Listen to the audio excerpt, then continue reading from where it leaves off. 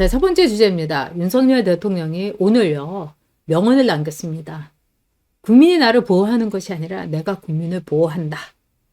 그래서 2030들이 서부지법에 윤석열 대통령이 구속되자 너무 분노를 해서 서부지법으로 윤석열 대통령 이럴 수가 있느냐고 항의를 하면서 들어가서 이 서부지법 사태가 돼서 지금 한 굉장히 많은 이 80여 명에 가까운 이 젊은 친구들이 지금 체포돼가지고 이 구금된 상태죠. 그래서 기각되는 경우도 있고 구속되는 경우도 있고 참 가슴이 너무 아픕니다. 근데 윤석열 대통령이 이게 너무 속상하고 가슴 아팠을 겁니다. 그래서 윤석열 대통령이 2030 청년들이 나로 인해서 어려움을 겪었다.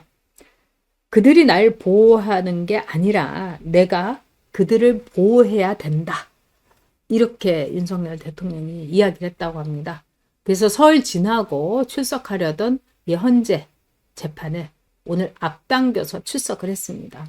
그리고 윤석열 대통령이 나는 결코 물러서지 않고 모든 절차에 당당히 응하겠다. 이렇게 얘기했습니다. 그러니까 오늘 윤석열 대통령이 헌재 재판에 나온 게 저 좌파들로서는 완전 패닉인 거예요. 진짜 공황장애죠. 그래가지고 박은정이가 이 MBC하고 인터뷰를 하는데 말도 제대로 못하더라고요. 그냥 막 흥분을 하고 그러니까 막 이러면서 윤석열 대통령이 헌재에 출석하는 게 아스팔트 좌파 극우들을 이 선동하기 위한 거다. 이러면서 나와서는 안 된다. 아니 도대체 이 여자가 법을 전공한 여자입니까? 정말 웃기더라고요. 말하자면은 청구인으로서 윤석열 대통령이 오늘 헌재에 나간 거는 의무입니다. 어떻게 보면은 맨날 모습을 안 보이니 어쩌느니 이러면서 박근혜 대통령 때 오죽했겠습니까? 그러니까 윤석열 대통령 탁 나온 거예요. 법을 지켜서 아주 당당하게. 그런데 그걸 가지고 왜 나왔느냐? 아스팔트 우파들과 이 국민들을 선동하기 위해서 나온 거다. 문제가 너무 많습니다. 그 여자 말하는 거 보니까 이상하더라고요. 저는 걷는 것도 봤는데 걷는 것도 무슨 로봇 같고 뭐 이렇게 좀 이상했어요. 근데 말하는 거는 더 이상하더라고요. 와, 그러면서 뭐 저기 그렇게 그러면 자기 주변 정리는 좀 깔끔하게 할 것이지 이런저런 얘기는 참 많지 않습니까? 예. 자, 지금 2030에게 윤석열 대통령을 위해서 2030이 그렇게 서부 지원까지 막 쳐들어가고 자기의 인생을 걸었던 거는 윤석열 대통령에게 이 젊은 친구들이 진정한 자유민주주의의 수호자다. 이렇게 생각하고 있다는 겁니다. 그래서 윤석열 대통령은 우리 보수 우파가 처음으로 갖게 된 서사, 그러니까 정치에는 스토리가 있어야 되죠. 그것도 막 굉장한 이 극적인 드라마 이런 게 있어야 되는데 그런 극적인 드라마, 극적인 스토리 이거를 윤석열 대통령이 이렇게 몸을 던져서 자유민주주의를 수호하는 모습을 보여줌으로써 보수 우파에게 어마어마한 서사와 위대한 자산을 윤석열 대통령이 준 것이다. 윤석열 대통령이 바로 그 장본인이다. 자유민주주의의 아이콘이다. 그러니까 누구처럼 애교 부리고 끼 부리고 뭐 치장하고 뭐 분바르고 립스틱 짙게 바르고 이러면서 막 나는 뭐 젊어요. 나는 뭐 아직 뭐 이 20대 30대 같지 않아요? 뭐 이러면서 뭐 넥타이 막 이렇게 무슨 뭐 돌리고 뭐 이러는 가짜들 이러는 추잡한 정치 아이돌하고 너무나 다른 자유민주주의의 아이콘이라는 겁니다. 그래서 2030 남자들이 그런데요. 진짜 어른이다. 그리고 상남자다. 그리고 오늘요. 쭉 이제 제가 포털 사이트라든가 이 커뮤니티 이렇게 쫙 이렇게 서핑을 해보니까 윤석열 대통령을 우리 아버지 우리 윤버지 그래서 윤석열 대통령의 별명이 젊은 2030들한테 윤버지가 됐어요. 이거는 우리 보수 우파들이 그동안에 정말 뜨겁게 갈망하고 목마르게 원했던 겁니다. 이거를 그냥 윤석열 대통령이 한 번에 그냥 해결을 했네요. 네, 우리 또 하루 하나님께서 내가 국민을 보호한다 이런 말해주는 대통령이 또 있었나요? 감동합니다. 이렇게 말씀해 주셨어요. 저도 가슴이 찡했습니다. 그리고 오늘 가슴이 찡한 편지가 있었습니다. 여러분과 함께 읽어보도록 하겠습니다. 이 서부지법 사태에 들어갔다가 말하자면은 이 구속된 이 한 청년이 보낸 편지입니다. 오늘 이게 하루 종일요 엄청나게 화제가 됐습니다.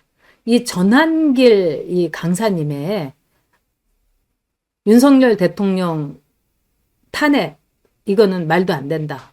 그리고 비상계엄은 말하자면 부정선거 이것 때문에 당연한 거 아니냐. 4.19가 어떻게 해서 일어났냐. 3.15 부정선거 때문에 일어났다. 이렇게 얘기하는 이 전한길 선생님의 그 강사님의 동영상이 뭐 거의 지금 뭐 150만 뭐 이렇게 됐다고 그러지 않습니까?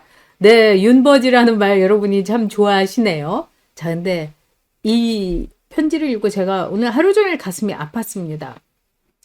유튜브와 SNS가 진실을 유통했고 대통령 지지율은 과반이 넘었습니다. 탄핵 찬성 집회와 탄핵 반대 집회의 규모 차이는 수십 배가 넘습니다. 가짜뉴스는 신념을 만들지 못하기 때문입니다. 추운 겨울 시민들이 거리로 나온 이유는 본인이 옳다고 믿는 신념을 지키고 증명하기 위함입니다.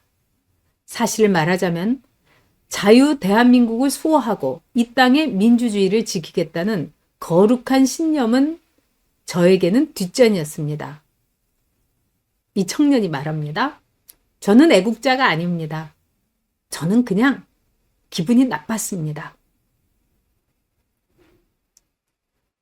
가짜인 그들은 민주적인 권력인 양 행세하며 사회 구성원들을 기만했습니다. 우리 개개인을 사리분별하지 못하고 빼앗긴 주권을 스스로 복권하지 못하는 패배자로 규정했습니다.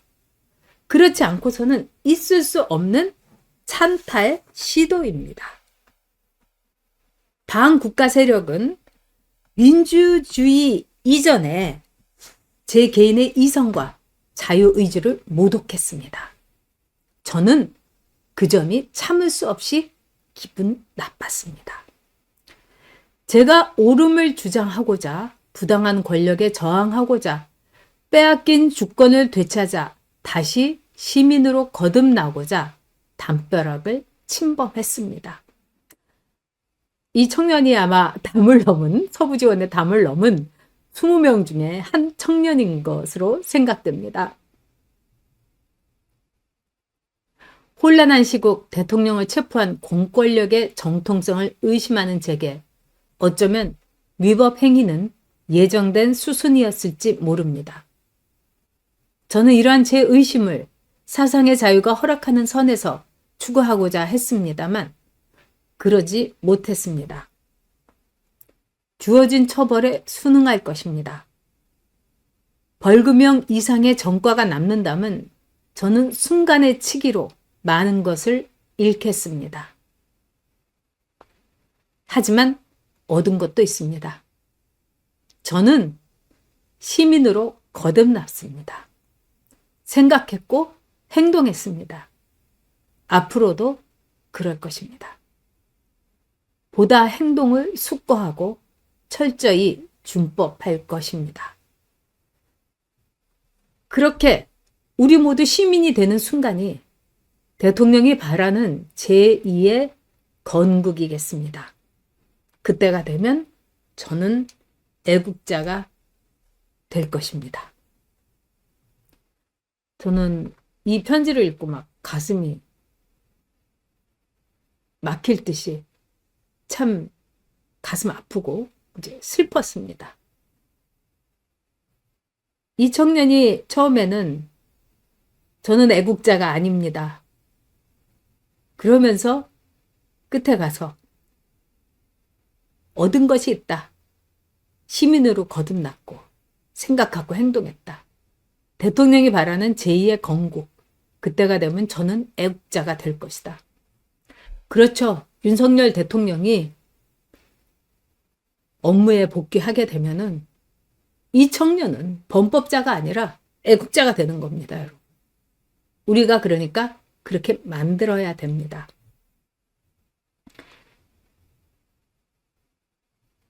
지금 이 청년들은요, 구속되거나 훈방되거나 뭐 이런 기로에 놓여 있는데 구속되는 경우도 상당히 많습니다. 그리고 현재 많은 청년들에게 청년 모두에게 변호사들이 함께 하고 있습니다.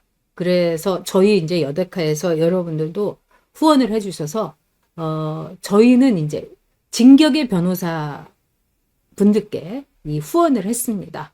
아무래도 이제 그분들이 굉장히 조직적으로 하고 있고 그동안에 이 본 거, 그래서 저희 이제 스태프들이 회의를 해서 진격의 변호사로 여러분이 이 보내주신 후원금에다가 좀 더 보태서 이 후원을 진격의 변호사로 했습니다. 앞으로 이제 이 청년들은 재판에 회부되고 이럴 경우에 이 변호사 비용부터 시작해가지고 또 다친 청년들도 많다고 합니다. 그래서 의료비 지원도 우리가 해야 될 것 같고요. 또 저 악랄한 것들이 이 청년들이 서부 지원에서 이제 5억에서 뭐 7억 정도의 이 손괴를 입혔다. 이래서 구상권을, 그러니까 너희들이 돈 물어내 이 구상권을 청구할 수가 있습니다. 그럴 가능성도 있죠. 그럴 때 저는 다 돈 모아야 된다고 생각합니다. 저도 동참할 것입니다. 그래서 그 청년들을 우리가 보호하고요. 또 이 청년들이 대부분 우파들이 그렇지 않습니까? 이 직장 가지고 있고요. 그래서 전과가 생기면 직장을 잃게 되거나 또 새로운 직장을 구하기도 어려운 경우가 많습니다. 그래서 우리가 도와줍시다. 저도 발벗고 나서겠습니다, 여러분. 자, 그리고 오늘 윤석열 대통령이 생각보다 이 기운은 없어 보이지만은 이 괜찮은 모습으로 나올 수 있었던 거. 이게 경호처의 덕분이라고 합니다. 이 윤석열 대통령이 한테 이 메이크업까지는 안 해줬지만 머리도 이렇게 드라이도 해서 아주 깔끔하고 단정하고 윤석열 대통령이 막 초라하고 막 그 초췌한 모습으로 나오지 않도록 이 경호처 분들이 윤석열 대통령을 한마디로 이 코디를 했다고 그럽니다. 그러니까 참 윤석열 대통령이 쓰라린 배신을 저 가짜는 것들에겐 당했지만은 국민복, 그 다음에 윤석열 대통령하고 가까이 있는 사람들의 이 믿음과 사랑과 그런 인복은 많이 받고 있는 것 같습니다. 특히 경호처는요, 윤석열 대통령이 있는 서울구치소가 굉장히 고밀집 지역이고 위험 요소가 아주 많다고 경호처가 보고 있습니다. 그래서 윤석열 대통령이 있는 방에 이 비상벨을 놓아달라. 그래서 비상벨을 윤석열 대통령이 누르면은 경호처가 한 라인으로 그냥 얼른 뛰어가겠다. 그러니까 24시간 이제 경호처는 대기하고 있는 거죠. 참 대단합니다. 그러면서 서울구치소에 비상벨을 요청했다고 했는데 이 서울구치소에서는 이걸 들어줘야 됩니다. 그러니까 여러분들께서 뭐 포털 사이트라든가 이럴 때 댓글 올릴 때 서울구치소는 경호처의 요구를 모두 들어줘라. 이렇게 여러분 댓글 올려주시기 바랍니다. 그리고 대통령께서 지금 이제 오늘 눈과 그 다음에 이제 호흡기가 좀 안 좋아서 이제 병원으로 갔다고 그러는데 대통령 전담 의료진의 배치를 해달라. 이렇게 경호처가 또 요구를 하고 있다고 합니다. 이 모든 거는 정당한 요구입니다. 그러니까 우리들도 지금 서부 지원 사태로 체포되어 있는 청년들을 위해서 또한 그 청년들 때문에 너무 가슴 아파갖고 앞당겨서 헌재에 출석한 윤석열 대통령을 대신해서 또 경호처를 대신해서 이 여론을 많이 조성하도록 하자고요. 그게 굉장히 중요합니다.